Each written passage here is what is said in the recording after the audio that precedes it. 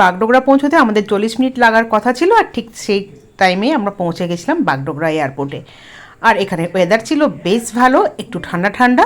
তো বাগডোগরা এয়ারপোর্ট থেকে লাগেজপত্র নিয়ে আমাদেরকে যেতে হবে এনজেপি, কারণ এনজেপিতে আমাদের নাইট স্টে করার কথা। আর সেখান থেকে চলে যাব আমরা ডিরেক্টলি ভিস্টাডোম কোচে করে একদম জায়গাও।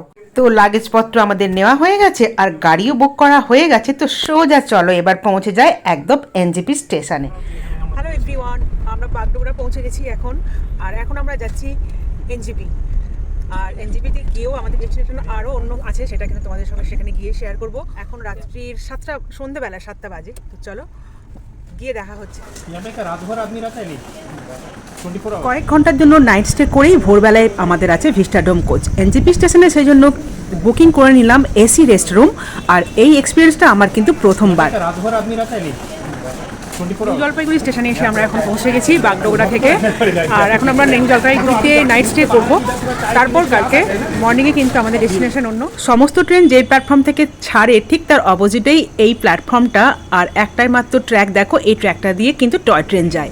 তো চলো এসি রেস্টরুমের দিকে যাওয়া যাক। আমরা এখন নিউ জলপাইগুড়ি স্টেশনে। আর এখন কটা বাজছে দাঁড়াও, তোমাদেরকে আমি বোর্ডে দেখাচ্ছি কটা বাজছে। এখন বাজছে 8:35।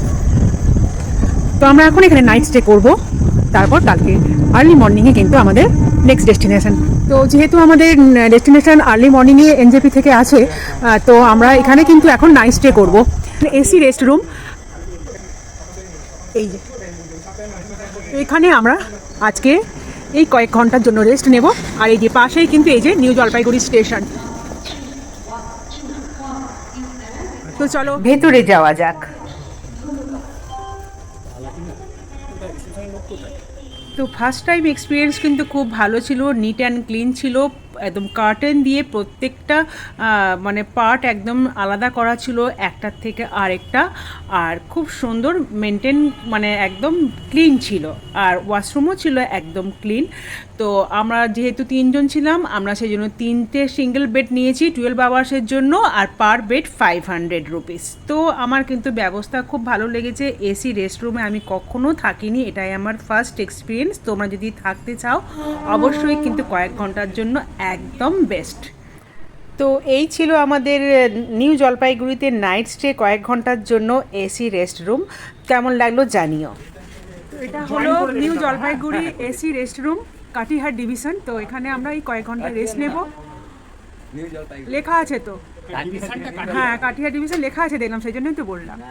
তো কয়েক ঘন্টা রেস্ট নিয়ে আমরা কিন্তু আর্লি মর্নিংয়ে এখান থেকে বেরিয়ে যাব আমাদের ডেস্টিনেশন, যেখানে প্ল্যান করা রয়েছে ঘোরার জন্য।